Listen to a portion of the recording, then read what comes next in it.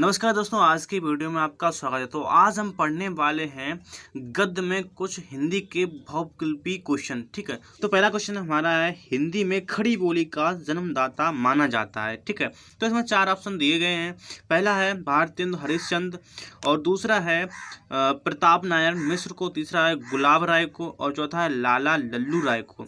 तो यहाँ पर जो पहला ऑप्शन है ये बिल्कुल सही है, भारतेंदु हरिश्चंद्र, यानी कि भारतेंदु हरिश्चंद्र को ही खड़ी बोली का जन्मदाता माना जाता है। तो चलिए अपने लोग चलते हैं दूसरे क्वेश्चन की तरफ। दूसरा क्वेश्चन है, कवि गंग किसके दरबारी कवि हैं? तो इसमें पहला ऑप्शन है बाबर, दूसरा ऑप्शन है जहांगीर, और तीसरा ऑप्शन है अकबर, और चौथा ऑप्शन है शाहजहां।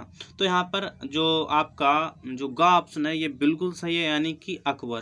क्या है? अकबर। ठीक है, तीसरा क्वेश्चन है, खड़ी बोली गद्य का प्रारंभ किस कृत से माना जाता है? तो यहाँ पर पहला ऑप्शन है 84 वैष्णवन की वार्ता, और दूसरा ऑप्शन है अष्टांग, तीसरा ऑप्शन छंद वर्णन की महिमा, और चौथा ऑप्शन है वर्ण रत्नाकर।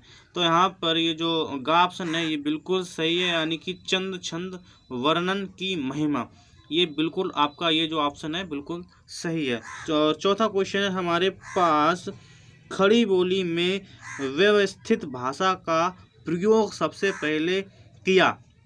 तो यहाँ पर पहला ऑप्शन है राम प्रसाद निरंजनी, दूसरा ऑप्शन है किशोरी लाल, और तीसरा ऑप्शन है बालकृष्ण भट्ट, चौथा ऑप्शन है स्वामी दयानंद। तो यहाँ पर जो आपका पहला ऑप्शन है राम प्रसाद निरंजनी, ये बिल्कुल सही है, आपको ये याद रखना है। ठीक है, और यहाँ पर पांचवा क्वेश्चन है, खड़ी बोली गद्य का व्यवस्थित विकास कब से हुआ? यानी कि खड़ी बोली गद्य का व्यवस्थित विकास कब से हुआ? तो यहाँ पर पहला ऑप्शन है 17वीं शताब्दी, और दूसरा ऑप्शन है 19वीं शताब्दी, तीसरा ऑप्शन है 21वीं शताब्दी, और चौथा ऑप्शन है 18वीं शताब्दी।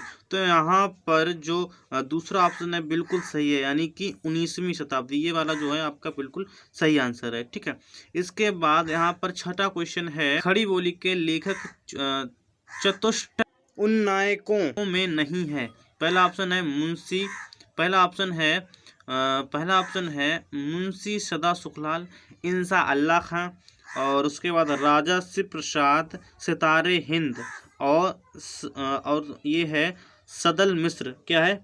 सदल मिश्र। तो यहाँ पर जो आपका गा ऑप्शन है ये बिल्कुल सही है, यानी कि राजा शिव प्रसाद, सितारे हिंद। ठीक है, चलिए अगले क्वेश्चन की तरफ चलते हैं।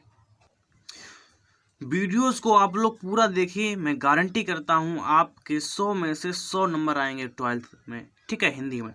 तो वीडियोस को पूरा देखिएगा, हम आपके लिए हर रोज़ 2 से 3 वीडियो अपलोड करेंगे हर सब्जेक्ट की इम्पोर्टेंट क्वेश्चन की। 2022 में जो बोर्ड एग्ज़ाम होगा उसमें आप 100% 100 में से 99 नंबर तो ला ही सकते हो। ठीक है, तो चलिए जो हमारा 7वां क्वेश्चन है वो है, हिंदी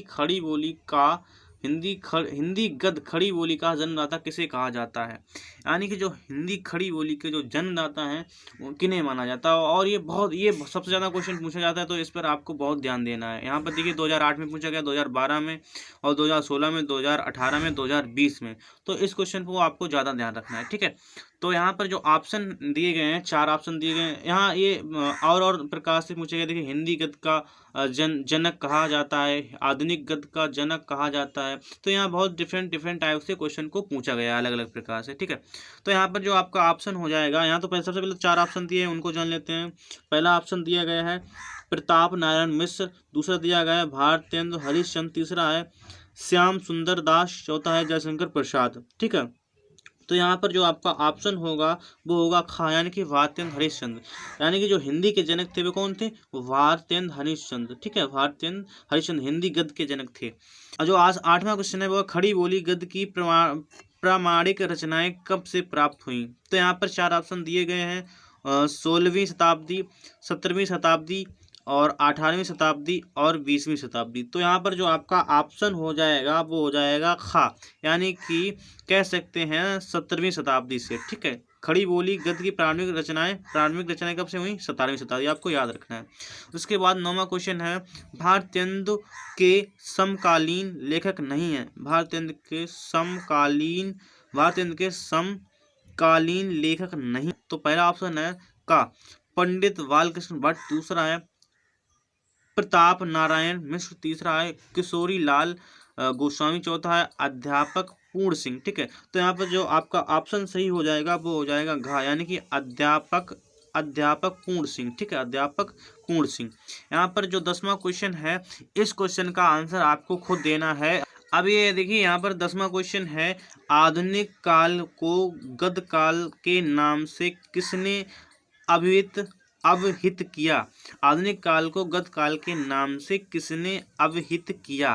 ठीक है, इस क्वेश्चन का आंसर हमारे कमेंट बॉक्स में आपको लिखना है। अगर नहीं पता तो नो लिखिए, अगले नेक्स्ट वीडियो में इस क्वेश्चन का आंसर बताएंगे। ठीक है, तो आज के लिए इतना। अगर आपने हमारे चैनल को अभी तक सब्सक्राइब नहीं किया तो प्लीज़ चैनल को सब्सक्राइब, वीडियो को लाइक, दोस्तों के पास शेयर करना मत भूलें। मैं आपसे वादा करता हूँ आप कम से कम मेरे चैनल से 90% परसेंटेज ला सकते हो। तो आपको रेगुलर मेरे चैनल से वीडियो देखना है और अपने दोस्तों के पास और साथियों के पास शेयर करते रहिए, जिससे वो भी मेरे चैनल का फ़ायदा उठा